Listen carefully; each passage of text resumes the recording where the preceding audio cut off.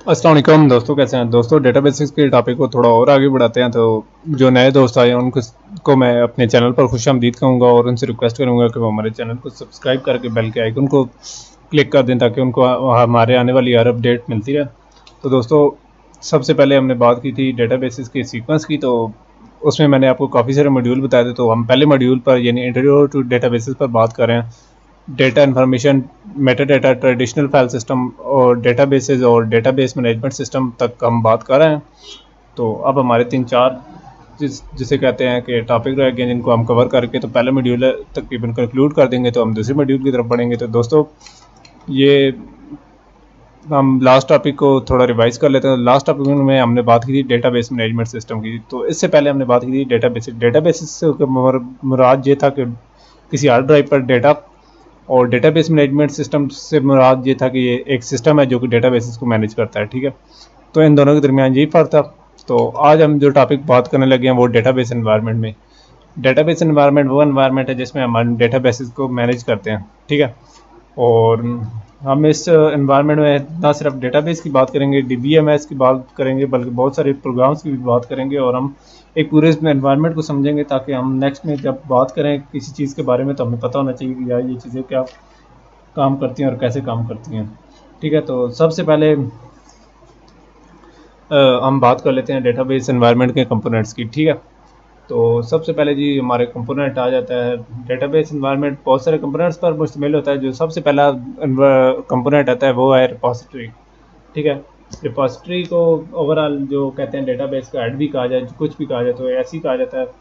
तो इसमें जो हमारा डेटा है यानी हम जो डेटाबेस में स्टोर कर रहे हैं उसकी डाटा डेफिनेशंस होती हैं, उनके आपस में रिलेशनशिप्स होते हैं।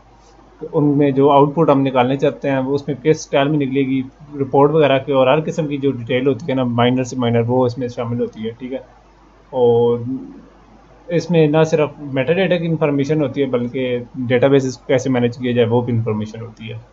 ठीक है, तो इसी वजह से इसे डेटाबेस का ब्रेन भी कहा जाता है।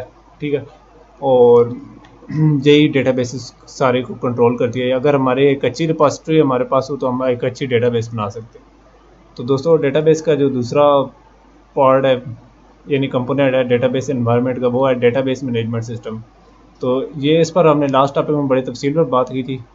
तो डेटाबेस मैनेजमेंट सिस्टम काफ़ी सारे प्रोग्राम्स होते हैं, उनका मजमूआ होता है जिनकी वजह से हम ना सिर्फ डेटाबेस क्रिएट करते हैं बल्कि मेंटेन भी करते हैं।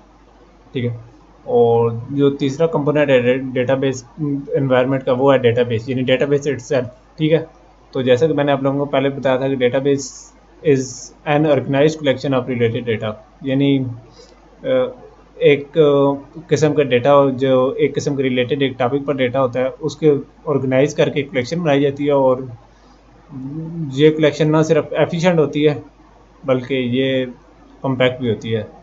जैसा कि मैंने आप लोगों को एफिशिएंट के बारे में बताया था कि एफिशिएंट से मुराद ये है कि हम डेटा को फ़ौरन एक्सेस कर लेते हैं, और कम्पैक्ट से मुराद ये कम से कम स्पेस लेती है। ठीक है, इसी तरीके से हम बात कर लेते हैं जो चौथा कंपोनेंट है वो है एप्लीकेशन प्रोग्राम्स का।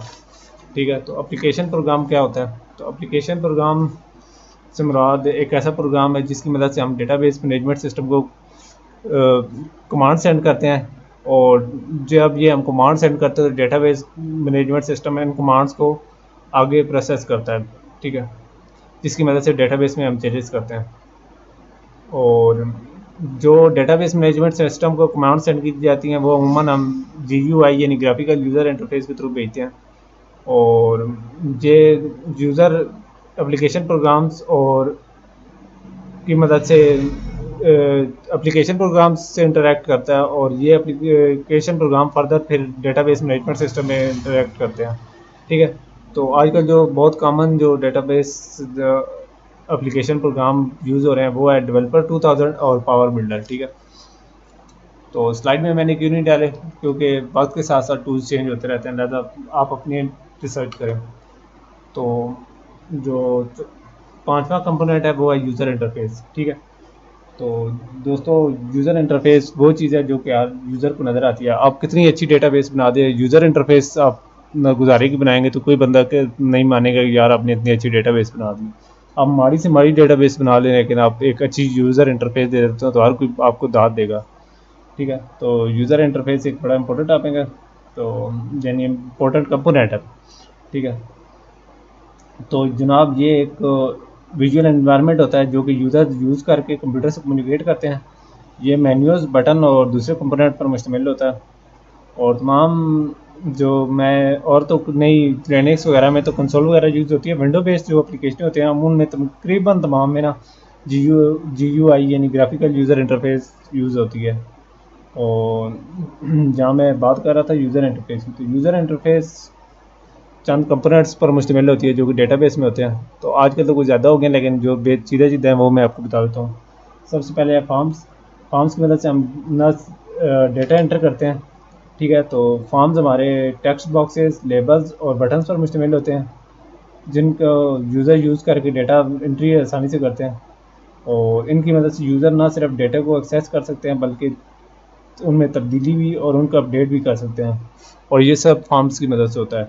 और दूसरा हमारा जो कंपोनेंट है यूज़र इंटरफेस का, ठीक है, वो है मेन्यूज़, ठीक है। मेन्यूज़ कमांड्स की एक लिस्ट होती है जिनकी मदद से डिफरेंट ऑपरेशन किए जाते हैं। और ये विंडो प्रोग्राम्स में अमूमन बहुत ज़्यादा मेन्यूज़ यूज़ किए जाते हैं, और यूज़र इनको इस्तेमाल करके डेटाबेस में चेंजेस कर सकते हैं, ठीक है। और जो थर्ड कंपोनेंट है वो है रिपोर्ट्स। तो रिपोर्ट्स डेटाबेस एप्लीकेशन प्रोग्राम की आउटपुट होती हैं। तो इनकी मदद से यूज़र प्रोग्राम डेटाबेस को मैनिपुलेट करते हैं, ठीक है। और जो डेटा रिपोर्ट्स में इंफॉर्मेशन होती है वो काफ़ी अरेंज होती है, और इसको हम स्टैटिस्टिक्स भी कहते हैं, इंफॉर्मेशन भी कहते हैं, और इसमें ग्राफ, चार्ट्स और टेबल वगैरह भी शामिल होते हैं। और इसके बाद हम बात कर लेते हैं डेटाबेस के यानी यूज़र्स वगैरह की। तो जनाब सबसे पहले आता है डेटाबेस एडमिनिस्ट्रेटर। ये एक ऐसा यूज़र होता है जो कि डेटा एडमिनिस्ट्रेटर, ठीक है। तो ये एक ऐसा शख्स है जो कि तमाम इंफॉर्मेशन सिस्टम के रिस्पॉन्सिबिलिटी लेता है।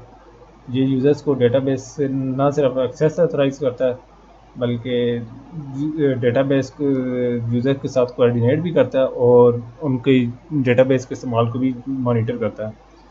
और उसके बाद हमारे आ जाते हैं सिस्टम एनालिस्ट। सिस्टम एनालिस्ट से मुराद एक ऐसा शख्स है जो कि इस तरह करता है कि एंड यूज़र की रिक्वायरमेंट को समझता है और उनकी स्पेसिफिकेशन डेवलप करता है जिनको हम ट्रांजैक्शन वगैरह के लिए में यूज़ कर सकते हैं। और हमारा जो एप्लीकेशन प्रोग्रामर्स है, आठवां यानी कंपोनेंट या एक शख्स जो कि सिस्टम एनालिस्ट की मदद से कि जो स्पेसिफिकेशन सिस्टम एनालिस्ट देता है उनको इम्प्लीमेंट करवाता है और अमूमन प्रोग्राम्स वगैरह इस काम के लिए डेवलप करता है, ठीक है। और उसके बाद जनाब आ जाते हैं हमारे एंड यूज़र। एंड यूज़र वो यूज़र होते हैं जो कि डेटाबेस के साथ डायरेक्टली इंटरेक्ट करते हैं, और वो ना सिर्फ डेटा इंसर्ट करते हैं, डिलीट करते हैं, बल्कि अपडेट करते हैं। और वो इवन के अपने सहूलत के लिए इंफॉर्मेशन को रिपोर्ट्स की मदद से या टेबल्स या चार्ट्स या ग्राफ्स वगैरह की मदद से डेटा को रिट्रीव भी करते रहते हैं। तो दोस्तों यहाँ तक हमारा टॉपिक था। तो नेक्स्ट में हम डेटाबेस अप्रोच की बात करेंगे। डेटाबेस अप्रोच क्या होती है, ठीक है। और उसमें हम डेटाबेस अप्रोच की एडवांटेजेस, डिसएडवांटेजेस और उसकी डेटाबेस सिस्टम की और फाइल प्रोसेसिंग सिस्टम की आपस में कंपैरिजन भी कराएंगे। तो दोस्तों हमारा टॉपिक कंक्लूड होने वाला है। तो दोस्तों इजाज़त चाहता हूँ, नेक्स्ट वीडियो में मिलेंगे। अल्लाह हाफ़िज़।